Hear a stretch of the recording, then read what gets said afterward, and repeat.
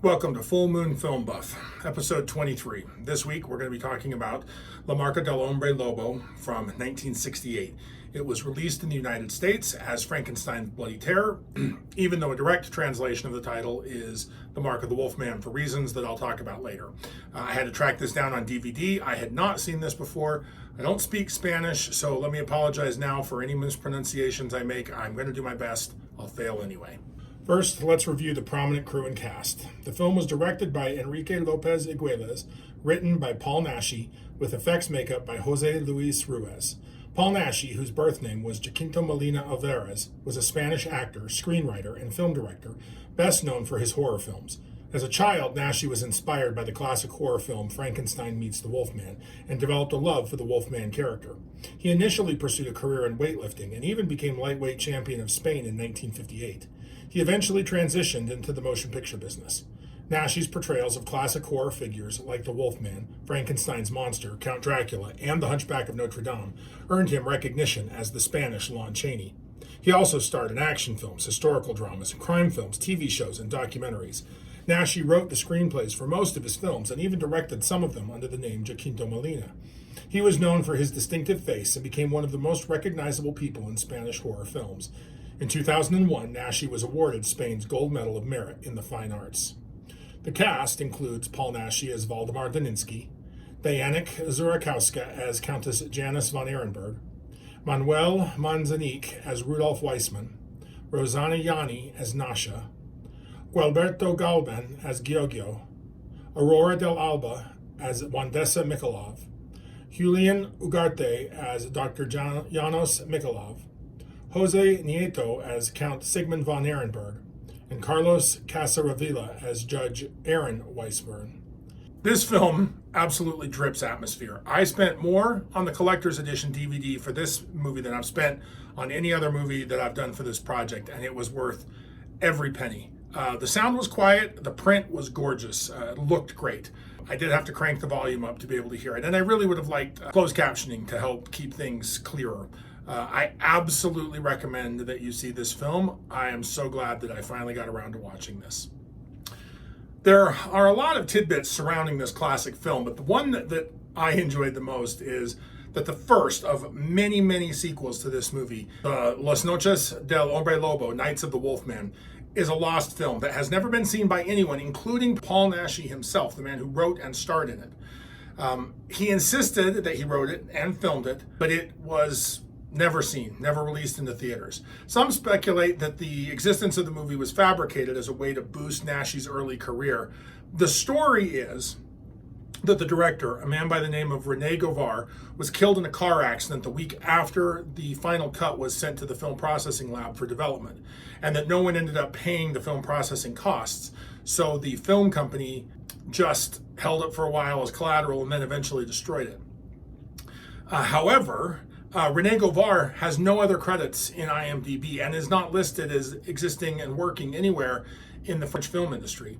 Additionally, to make matters even weirder, the other two actors who Paul Naschy credited with being in the film, a Peter Beaumont and a Monique Brainville, apparently never even existed. Well, Naschy could not remember anyone else who started and acted in this movie, and so there's no evidence that it ever existed. In interviews that Naschy gave, he described the plot as revolving around a professor who discovered that one of his students was a werewolf, and the professor invented the device that used sound waves to let him control the student in werewolf form and use them to gain revenge. This is apparently very similar to the plot of a future sequel called The Fury of the Wolfman, and so some speculate that Paul Naschy maybe got the two confused, or maybe the script for one movie ended up being used for the second movie and the first movie was not released for whatever reason. Until his dying day, Paul Naschy insists that this movie was made, and I don't know that we'll ever be able to find out unless someone finds a print or finds something or finds some corroborating evidence. I don't know that we're ever going to know. It's just a really fascinating story about an enigmatic film that we'll probably never uncover. Now let's review the synopsis. Rudolf Weissman and Countess Janice von Ehrenberg have known each other since they were kids, and now that Janice is home from school, they are engaged. Their fathers throw a ball in their honor. Count Waldemar Daninsky dances with Janice. The next day, she is formally introduced to Waldemar in an antique shop. Then, they run into each other at the cathedral. Later, as Rudolph and Janice are out driving, they stop at the old abandoned Wolfstein castle, and Waldemar is there too. It's almost like Waldemar is stalking Janice. Luckily, she's clearly into him. Waldemar explains the legend of the castle. Imre Wolfstein is said to have been bitten by a werewolf and become a werewolf himself. A silver cross was driven through his heart, and he was buried in the castle's tomb. Legend has it that a werewolf can only be truly killed by a silver bullet shot into his heart by one who loves him. Therefore, Imre isn't really dead, just in stasis.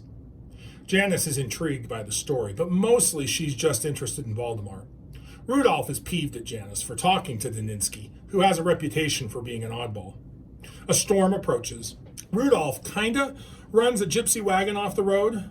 Waldemar stops to help the two gypsies, Gyogyo and Nasha, get their wagon out of the mud. When they ask if someplace nearby can shelter them from the coming storm, Waldemar suggests the castle. Maybe he should also warn them about the werewolf in torpor. After having a bit too much wine and some implied sexy time, the gypsies explore the castle. They discover the family crypt displaying the Wolfstein's tombs. Hoping the dead may be buried with jewels, they start opening stone coffins. They come upon the tomb of Imre Wolfstein. When Nasha pulls the silver cross from Imre's chest, Imre immediately reawakens and tears both of them to shreds. The next day, 2 other villagers are found dead. Since it looks like they've been torn up by wolves, the men of the village form a wolf hunting party. At night, for some reason. During the hunt, Imre attacks Rudolph. Waldemar jumps in to help and is bitten by the werewolf, just as he plunges the silver cross back into Imre's heart. Rudolph promises to shelter Waldemar and help find a cure for his condition out of gratitude. Hoping to spare Janice, Waldemar sends her a message telling her that she must forget him. However, since it's Rudolph delivering the message, Janice isn't buying. She trails Rudolph to the castle, where she finds Waldemar locked behind bars. Waldemar explains everything to her, and Janice agrees to help them. While rummaging through the library, Janice finds a letter to Imre Wolfstein from Dr. Janos Mikolov, dated 1929. In the letter, the doctor hints he may have discovered a cure for lycanthropy. Rudolph suggests contacting Mikolov to see if he can help.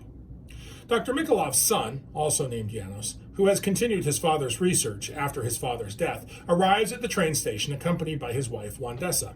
In reality, it is the same Dr. Mikolov, who is in fact a vampire and just pretending to be his own son, to explain not aging. They are not here to actually help Waldemar. Instead, the vampires imprison him in chains while they seduce and feast on Rudolph and Janice, putting them under mind control. They pull the silver cross from Imre's heart and bring him back to life again, only to keep him chained up right next to Waldemar. Later, the pair of werewolves escape their chains and fight each other. Waldemar lives, Imre dies. Rudolph and Janice's fathers become increasingly concerned about their children's strange behavior, disobedience, wandering about at night, unfocused attention, etc. When Rudolph leaves a letter with his father asking for help, and Janice's dad finds silver bullets in her bed, they decide to take action. They follow them and search the castle. They find Waldemar caged and release him. When they notice the red pentacle, the mark of the Wolfman, on his chest, Waldemar explains he was bitten by the werewolf and advises them to load Janice's silver bullets into their guns. Then they all search for Janice, Rudolph, and the vampires. When they come upon the vampires' coffins, Waldemar plunges a wooden stake through Wandessa's heart, killing her and releasing Rudolph from her bondage. Before they can destroy Janos, however, the full moon rises, and Waldemar changes into his werewolf form. Janos pulls a pretty cool banishing trick on Rudolph and the dads and escapes with Janice. Waldemar chases Janos down. Waldemar and Janos struggle as everyone else watches. Waldemar beats Janos so badly he suddenly explodes into fire, releasing Janice from his spell. Unable to control his ferocity, Waldemar turns on the others. Janice grabs the gun from her father and shoots 4 silver bullets into Waldemar. Then she rushes to his side as he turns back into his human form and dies. Rudolph leads her away. I loved how many transformations we got here. This movie is a werewolf movie, and it knows it's a werewolf movie, and it leans into being a werewolf movie. It borrows the screen distortion effect that we originally saw back in I Was a Teenage Werewolf to really good effect. It also borrows the shadow transformation technique that we've seen in several movies. Every transition is quick, does not slow down the plot and the pacing of the scenes. Obviously, transitions are going to keep improving, but man, this was a really, really good one, and I really enjoyed it. This movie was clearly inspired by and builds upon the lore from the Universal werewolf movies that we've seen in the previous decades, which makes sense given that Paul Naschy idolized Lon Chaney Jr. as a child. In fact, there are even rumors, but I can't confirm any of this, that the production reached out to Lon Chaney Jr. to get him to play the role of Waldemar Daninsky in this movie, but that by this point Lon was too old and too infirm to be able to do that. Again, I can't confirm that, and it may just be hype that the production put out to try and stir up interest in their movie, but I think it's an interesting tidbit. And it clearly shows how much these filmmakers admired and respected and were trying to build upon what Lon Chaney and what Universal had done before. Count Valdemar is clearly modeled on Larry Talbot. Both men become a werewolf when they selflessly step in to defend someone from an actual werewolf. Both men are bitten in the exact same place. They get the exact same mark. Both men are noble and good, cursed to be turned into beasts.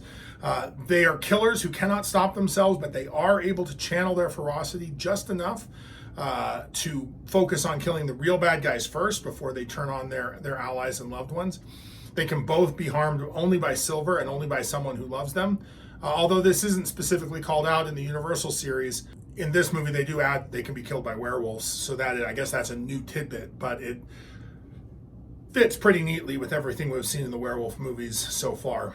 So overall, this absolutely builds upon that same mythology. So the first thing I want to talk about here is the whole Hombre Lobo series itself. Paul Naschy made 12 Hombre Lobo films spanning over 30 decades between the first one and the last one. They are a collection of unrelated plot lines and characters. In fact, the best way to understand this is imagine the Fast and Furious movies all star Vin Diesel playing a character named Dom Toretto who drives cars really fast.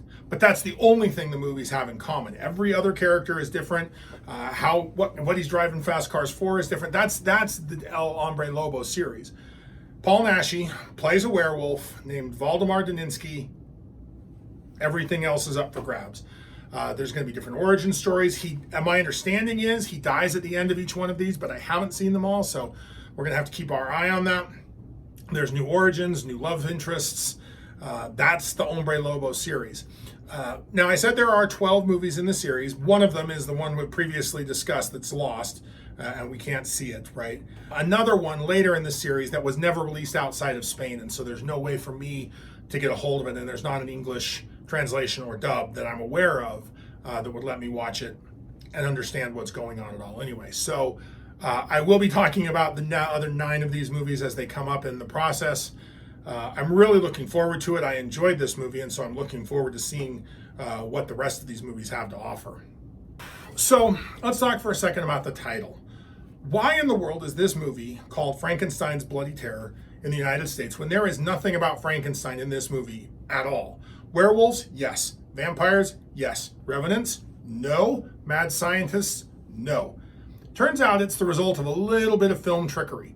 Back in the 70s, it was a common practice for drive-in theaters to show double or even triple headers, depending on how much darkness they had, where you would pay once, drive your car in and park and be able to watch both movies. As a result, they tended to like to run double features that had some kind of common thematic thread, something that tied the two movies together, even if it was just minor, just so that people would be, oh, we're going to see vampire movies, or we're going to see space aliens, or we're going to see Frankenstein movies. American film distributor Sam Shepard had a Frankenstein movie that he was looking for another movie to pair it with, but not having any luck finding one. He decided to buy the rights to this movie, change the title, and add a weird little animated sequence at the beginning where Frankenstein's head morphs into a werewolf's head, and then run that as the double feature. It apparently worked well enough to get the movie into theaters, but now we have this kind of confusing situation where this movie has a different title in America. So as I'm doing research, I'm having to keep track of, oh, this is really this and this is really that, so that I can keep things straight. This is going to come up, I think, more and more. We'll probably talk about this more at some point in the future. So now we're going to talk just a little about censorship in Franco, Spain. We've talked a couple of movies ago about filmmaking under the Germans, occupation in France. General Franco was a fascist, and he was the dictator of Spain for several years. And he is at the point when this movie is made. As a result, there is a strong censorship regime in place controlling what filmmakers can and can't say. As a general rule, films needed to be very pro-Spanish, pro-Catholic, pushing the cultural and moral values that were what Franco wanted pushed. Some changes that had to be made to this movie, therefore, is that originally it was going to be set in Spain, and Naschy was going to be playing a Spanish character, but they ended up having to move it to some vaguely unnamed Teutonic country, and we get Waldemar Daniński, a Polish vampire. I do think it's funny that here we have the Spaniards making a movie about a Polish vampire, when just a couple movies ago we had the English making a movie about a Spanish vampire. It's just how creation works. Now, Spanish censorship in this period, again, like I said, tended to support Spanish nationalism and supporting Catholicism and conservative Catholic values. That meant toning down sex and violence. However, even with that in place, this is still easily the sexiest and most violent movie that I've seen so far. And we'll talk about why in a little bit later. But it explains why the movie ended the way it did, right? Essentially, at the end, Janice and Rudolph are going off to get married, right? Our good, young, heterosexual couple is going to be rewarded for their goodness. The vampires have been destroyed, punished for their, being vampires. The gypsies are punished for being loose and drunk. Even Waldemar, who is a good guy and an innocent in this, has to be punished for the violent acts that he commits. We're just supposed to be sad about it because he didn't really deserve it. And again, we've talked about this before. Werewolf movies are very often tragedies where the werewolf is a tragic character who doesn't deserve the fate that's been thrust upon them. This kind of censorship in Spanish movies is going to continue for a while. I believe Franco lives another 7 years after this movie was made, and even after he dies, it takes some time for the Spanish government to transition to a true democracy and for the Spanish culture to kind of shake some of that censorship culture that they had and to become a little bit more okay with showing things on the screen the way the rest of Europe was. They lag a little behind. They catch up eventually, but it's going to take a while. So it's really hard to be specific about what makes a film Gothic or not.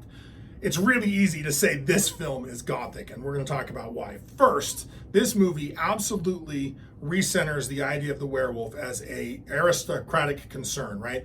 Waldemar Daniński is a noble. Janice and Rudolph are nobles. The vampires are not given titles, but they are certainly coded as noble in their manner of dress and speaking. Everybody except the gypsies are noble in this movie. This is very common in Gothic fiction and film, that it focuses on the concerns of the aristocracy as a way to kind of heighten. These aren't normal people. These are the elites, the betters, and they're dealing with this and they're suffering with this. Additionally, the film's color palette really leans into Gothic themes. Red is everywhere in this movie. There's red coverings on the walls, red clothing, red everywhere. And additionally, the movie is set almost exclusively in Gothic castles, right? Everywhere is a Gothic castle. Rough stonework walls, portcullises, dungeons, torch sconces. It just screams Gothic style. And this, by far, is the sexiest movie that I've seen so far for this project. Now, there's no nudity. There is no explicit sex scenes. But the film absolutely just drips sensuality. They're dealing with, again, a strong censorship culture, so they can't come out and just show you something. But they certainly imply it. First off, Paul Naschy is a shot of walking testosterone, right? Professional, competitive weightlifter. Dude is yoked for an actor. He's pretty big. And he is not afraid to walk around. In fact, he spends most of the movie with his shirt ripped open, showing off his chest. On top of that, we have the vampires, and while this is subtext, they are clearly using, this older couple is using the younger couple, Janice and Rudolph, to satisfy their needs. The male vampire is feeding on the female, younger female. The female vampire is feeding on the younger male. They very frequently are shown feeding on them in bed, implying other taking advantage of kinds of things without actually showing it. In particular, there's one scene where Wandessa is feeding on Rudolph in bed, and he's laying there vaguely trying to reach out and escalate the situation or do something, and she just keeps like forcing herself upon him. That's really, really darkly sensual is the only word I can think of, that really implies the darker overtones of what's going on here. Also, on top of that, Wandessa does show a lot of cleavage. Again, and finally, this movie is the most violent movie I've seen so far. It's not that it's gory, it's not. It's just that for the first time, most of the kills are shown on screen. Up till this point, most of the kills in these movies have happened off screen. Right, we've seen feet twitching around, or we've heard screams, we've seen somebody yell as the werewolf comes at them. This is the first time we see the werewolf grab somebody and bite at their neck and see them fall down limp.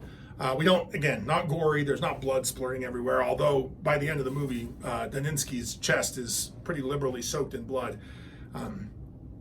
Within the limits of what could be achieved on screen in 1968 in Spanish cinema, they go about as far as they can go. So, if you like lycanthropes, like, share, and subscribe.